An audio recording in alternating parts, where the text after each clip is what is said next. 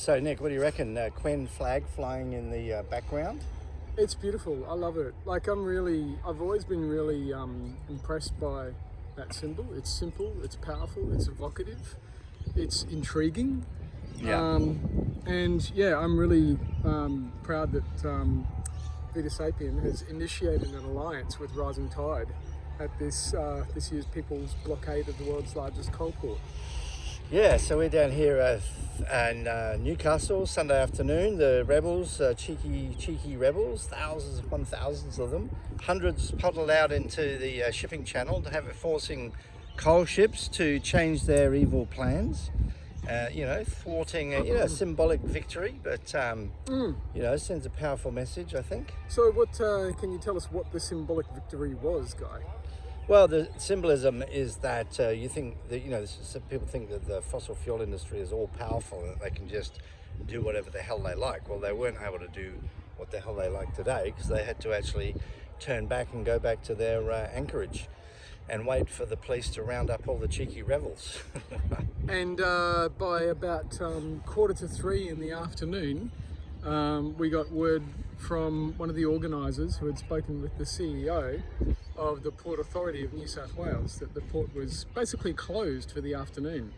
So that no more coal ships would be going through today. Yeah. So in the big scheme of things, we didn't really fundamentally change the flow of coal to the furnaces. But again, symbolic victory, and it draws attention, lots of media coverage. And I think what's really powerful about these gatherings, there's around 7,000 to 10,000 people involved in this, is that, a lot of people suffer anxiety and frustration and anger around climate and ecological issues. But here you've got allies around you, and I think there's very few wins in the environmental game. If you get into the environmental movement, it's very, very rare that you get wins, and you've got to celebrate each little win, even if you've got to concoct them. Yeah, absolutely. Well, and the atmosphere here has been quite impressive. I was impressed last year, and this is one of the reasons that I came back, was how much joy and cooperation and kindness is here. Even though we're up against something that's absolutely antagonizing, if you like, and anxiety inducing, everyone here is just we're here for each other, we're here for ourselves, and we're here for everyone, really. There's a great sense of solidarity with the Hunter area coal workers who will be losing their jobs in very soon, in years to come. I seriously think that the people in this camp care more about the workers in the coal industry who are going to get thrown out of work when the inevitable coal shutdown happens than the people actually in the coal industry.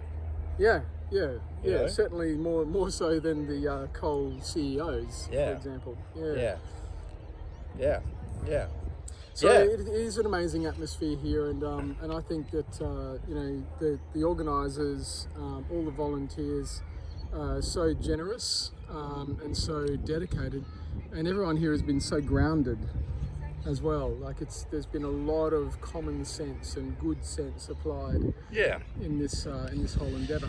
And the Quen flag has been flying in a couple of locations over the days, and we've had the opportunity to hand out our little Vitangelist cards. Let me show you one right here. Never miss an opportunity to pitch a Vitangelist card. There you go, you beat me to it. So this is the card that we've been hanging out that's got a QR code that allows people to get access to the book. And so we had, lots of conversations like that, and met a few allies, got a few people that are going, wow, that's great, I want to be involved. And so successful overall, I guess, and also a lot of learning about how we can participate in the next one, and actually have a much greater presence, including a couple of marquees, more flags, and just general better gear so that we can do more of this sort of live streaming events. I managed to not live stream, but catch a video footage of the action when the action happened. And just having us here is, I think, it's good for our organisation because this is the game that we're promoting. We're promoting environmental activism, so we've got to show up to the events, And look, I think it's good for the movement as a whole as well. These alliances usually help to strengthen the movement as a whole. And I certainly think that Vita Sapien has something to offer Yeah. to organisations like, or groups like Rising Tide, and certainly vice versa. I think we've learned a lot about how we can, come and present what we are offering, and build an alliance with a like-minded movement. And that, I think that's the point, is that the whole concept of Vita Sapien was to actually create something that was missing, that didn't exist, which was this unifying foundational philosophy. And some people don't kind of get that, it kind of goes over their head a bit, and that's fine.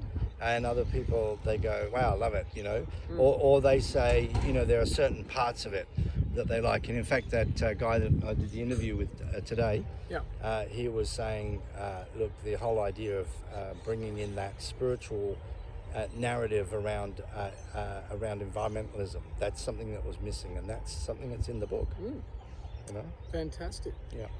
All right, see you later, world. Okay, thanks for watching.